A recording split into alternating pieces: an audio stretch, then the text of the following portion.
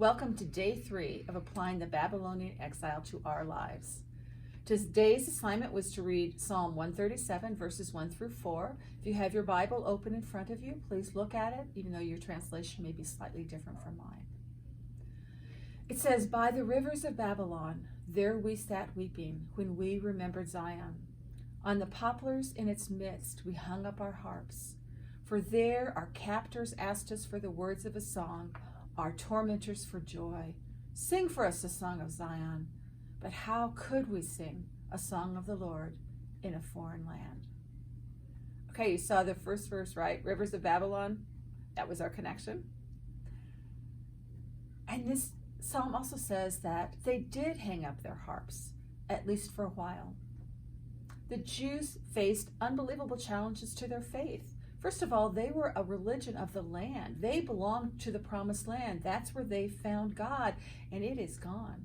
They don't know if they'll ever see that land again. The temple is gone. How can they pray without a temple? How can they pray without that kind of leadership?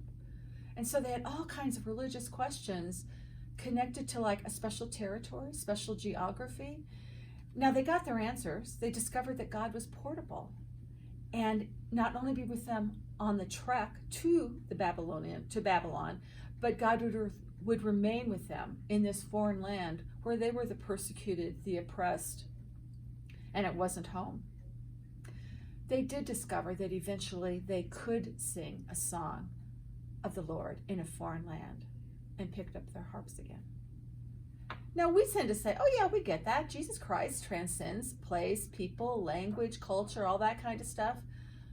But really, what we're struggling with in our faith is our geography, our place. Our place, for example, is church. We don't get to go to church anymore on a weekly basis. We don't get the sacraments anymore. In a sense, we are in exile from our place, from our normal culture as well. How did the Jews do it? How are we going to do this? We don't know when it's going to end, and we don't know what our new normal will look like. But our experience of not having a connection to our territory connects us to the people of the Babylonians and their loss of territory.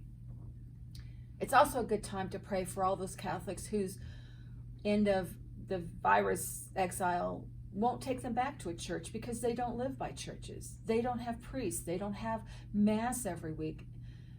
And so we need to pray for them. We need to be in solidarity with them that are maybe 8 weeks or 12 weeks or 16 weeks of not having church every week puts us in connection with those Catholics who never have that, who might go to Mass once a month or once a year because that's the only time that Mass is offered. So feel that sense of solidarity.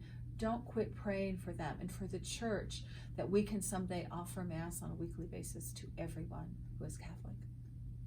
That's it for today. For tomorrow, I want you to read Lamentations, chapter 3, verses 19 through 24. See you tomorrow. Don't hang up your harp.